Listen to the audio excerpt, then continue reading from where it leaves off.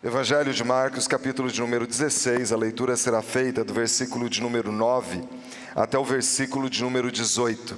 Diz assim a palavra de Deus: Havendo ele, Jesus, ressuscitado de manhã cedo, no primeiro dia da semana, apareceu primeiro a Maria Madalena, da qual expelira 7 demônios.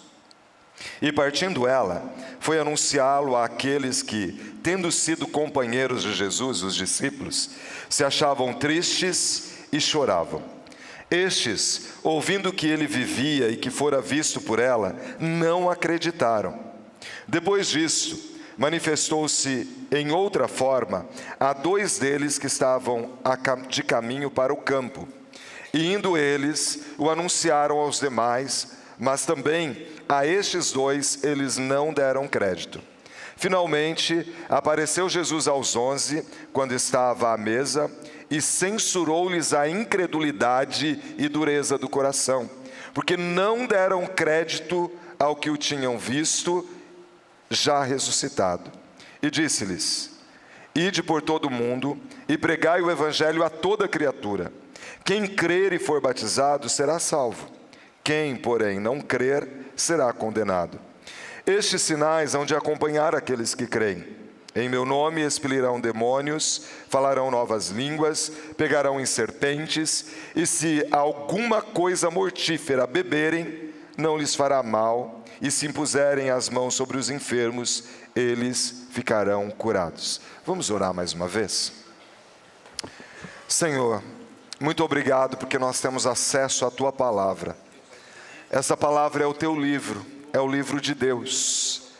E Senhor, nessa palavra nós temos clareza e a suficiência daquilo que possa despertar a nossa fé, que possa remover a incredulidade e nos levar a crer.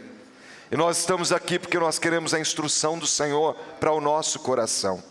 Nós necessitamos de Ti, da Tua sabedoria, e nós queremos que a nossa vida seja conduzida pelo Senhor Espírito Santo.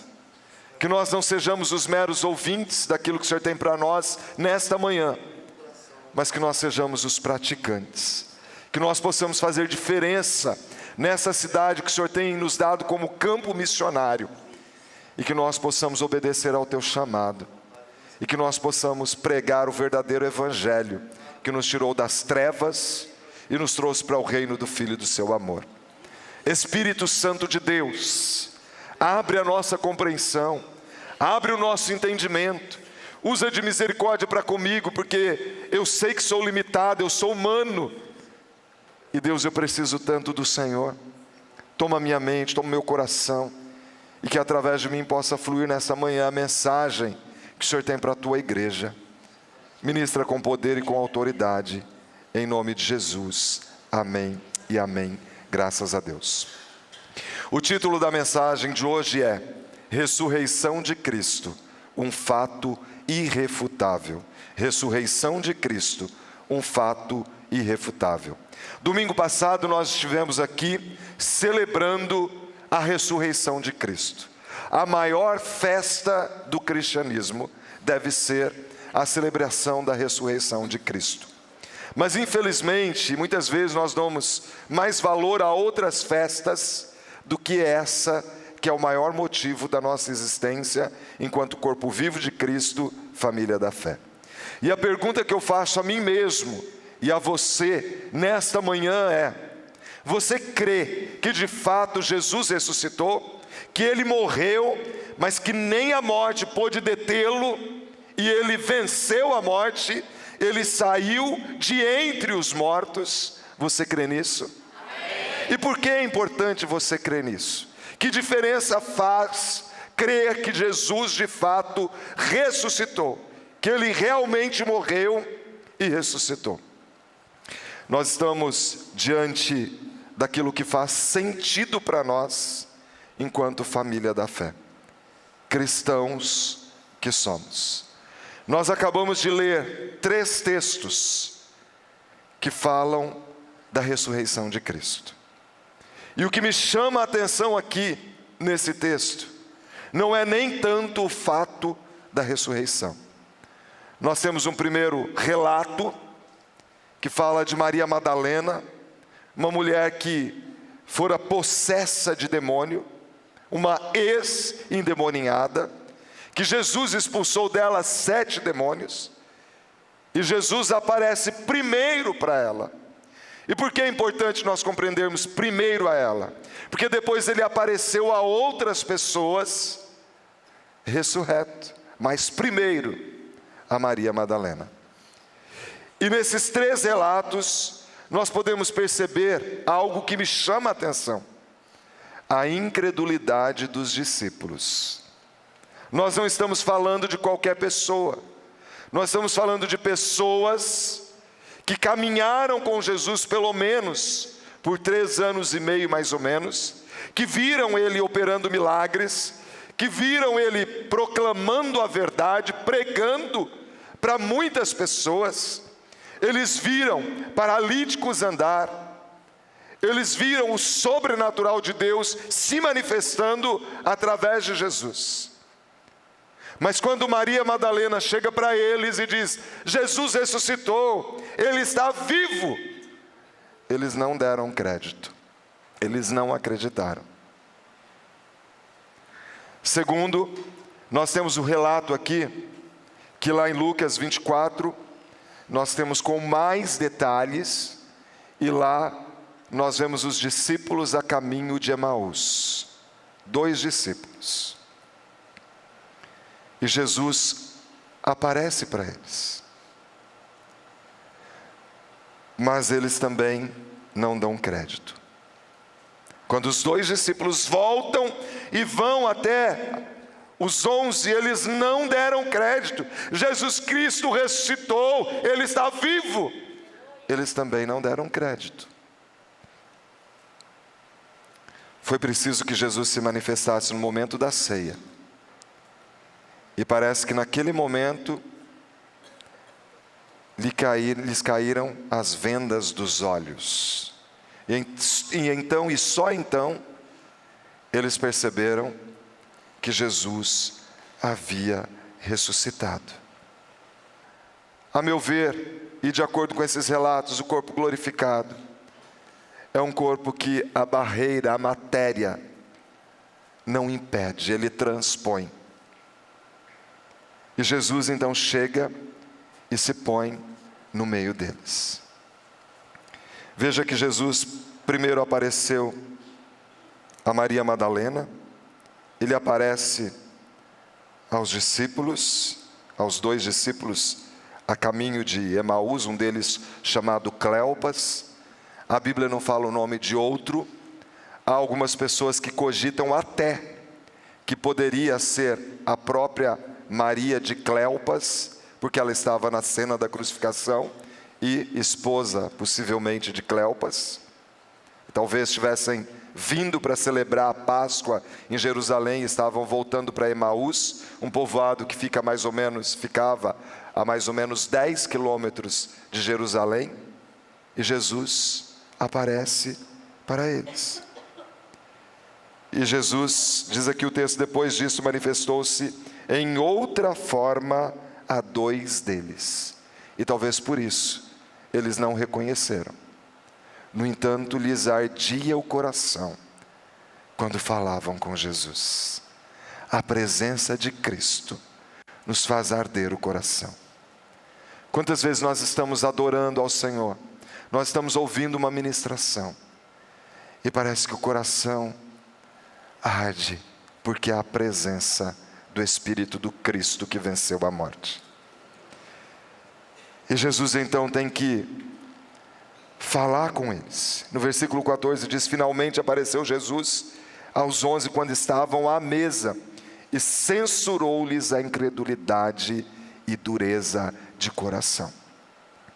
Ele diz: ide por todo mundo, pregai o evangelho a toda criatura. Quem crer e for batizado será salvo. Por que eu digo que é uma exortação? Porque ele estava falando aqui, o contexto é a ressurreição de Cristo. E o que Jesus estava dizendo para eles é: vocês vão agora, vão pregar esse evangelho que eu vim. eu sou de fato o Filho de Deus, eu morri no lugar de vocês, mas nem a morte pôde deter-me. Eu sou de fato o Filho de Deus, mas vocês não creram. E sabe, irmãos e irmãs, às vezes nós somos prontos em criticar os discípulos, mas às vezes a nossa postura é semelhante. Por que os discípulos não creram? Por que a incredulidade dos discípulos? Primeiro, porque não é comum que as pessoas morram e ressuscitem. Não é normal hoje, não é comum hoje, e não era comum naqueles tempos. E por isso eles tiveram dificuldade de crer que Jesus saiu de entre os mortos. Não é comum. Quem morre normalmente é sepultado, o corpo dessa pessoa se torna pó naquele lugar. Por isso eles tiveram dificuldade de crer. Mas eles tiveram dificuldade de crer porque eles também não compreenderam genuinamente quem era Jesus. Porque se eles tivessem compreendido de fato que Jesus sempre foi Deus, Deus não morre, Deus não é vencido pela morte. Se eles tivessem compreendido a divindade do Senhor, seria muito tranquilo e fácil para eles acreditarem. E muitas vezes há pessoas que têm vivido assim, não com Cristo, que é de fato Deus. Para muitos, Cristo é mais um profeta que veio, mais um ser iluminado, e não o Filho do Deus vivo, aquele que de fato venceu a morte. Terceiro, por que eles não acreditaram? Porque eles tinham uma expectativa diferenciada do Messias. Para eles, o Messias que haveria de vir deveria ser talvez um grande líder político que resolvesse os problemas da humanidade como um grande líder, talvez um estrategista de guerra, um líder de um poderoso exército que pudesse libertá-los dos seus inimigos, principalmente da opressão do Império Romano. E por isso, eles tiveram dificuldade de ver Jesus como Cristo, o Filho do Deus vivo, que morreu e ressuscitou e venceu a morte. Como eu e você temos crido em Cristo? Como tem sido o nosso relacionamento? Nós estamos falando de pessoas que caminharam por 3 anos e meio aproximadamente com Cristo, durante o seu ministério, que viram o sobrenatural de Deus se manifestar na vida de muitas pessoas. Como tem sido o nosso relacionamento com o Cristo que venceu a morte? Há algumas verdades que eu quero ressaltar que estão nesse texto. Porque a ressurreição de Cristo é um fato irrefutável. Por que é um fato irrefutável? Porque este livro é um livro confiável. E talvez você esteja aqui e já questionou muitas vezes a Bíblia. Nós cremos que esse livro foi inspirado pelo Espírito Santo. Mas ainda que historiadores e muitas outras pessoas queiram olhar para este livro simplesmente como um livro histórico, nós vamos perceber as verdades contidas nele. Não foram raras as vezes que cientistas e estudiosos quiseram estudar a palavra de Deus, querendo desautorizá-la. E muitos deles se renderam ao Evangelho de Jesus, porque compreenderam que este livro não é uma farsa. Ele é verdadeiro porque ele é a palavra de Deus. E cada vez mais eu tenho percebido que quando pessoas desobedecem às instruções deste livro, elas colhem problemas. E todas as vezes que ainda mesmo sem entender, sem compreender, obedecem este livro, experimentam vitórias e bênção no seu cotidiano. Você acha que alguém que quer fundar uma religião iria impressionar com um relato desse?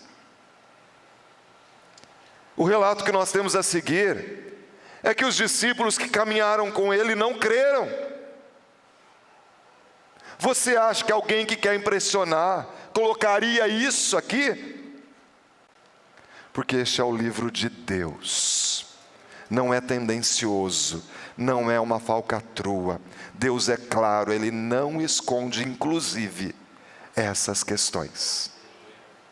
Quantos servos do passado pecaram, falharam, e a palavra não esconde isso, mas mostra que aqueles que tomaram uma posição de conserto, de entrega total e restrita ao Senhor, apesar de terem pecado, falhado, eles tiveram a sua vida transformada e restaurada. Sabe por quê? Jesus não veio para os sãos, Ele veio chamar pecadores ao arrependimento. Como diz o apóstolo Paulo, eu também digo, dos quais eu sou um deles. Eu careço da graça e do Evangelho de Jesus. E se esse Evangelho é suficiente para mim, ele é suficiente para a vida do pior pecador, porque ele veio chamar pecadores ao arrependimento. Jesus, ele não é como Maomé, Kardec, como Buda, Confúcio, ou qualquer outro líder ou fundador de religião, porque a morte não pôde detê-lo. Ele é Deus, Ele é Deus, e ninguém consegue matar a Deus. Deus está vivo, Ele venceu a morte. Ele venceu a morte. Nosso Deus não está morto, vivo Ele está. Glória a Deus. Aleluia. Aleluia. E essa é a base fundamental da nossa fé. Lembre-se, quando Jesus, conversando com seus discípulos, ele diz: quem os homens dizem que eu sou? Uns dizem que o Senhor é Elias, algum dos profetas. Mas e vocês, meus discípulos? Pedro diz: tu és o Cristo, Filho do Deus vivo. Mas irmãos e irmãs, prestem atenção. O que Jesus censurou-lhes não é simplesmente porque muitas pessoas pensam assim: eu creio que Jesus é o Cristo, Filho de Deus. E sabe que esse texto ele foi revelador a mim, porque o contexto aqui é de ressurreição. Quando Jesus dá ordem a eles para ir e pregar o Evangelho, ele diz, no versículo 16, quem crer e for batizado será salvo, porém quem não crer será condenado. O que ele estava dizendo? Vocês precisam crer, não apenas que eu sou o Messias, vocês precisam crer que eu ressuscitei, que eu venci a morte, e aí vocês serão salvos.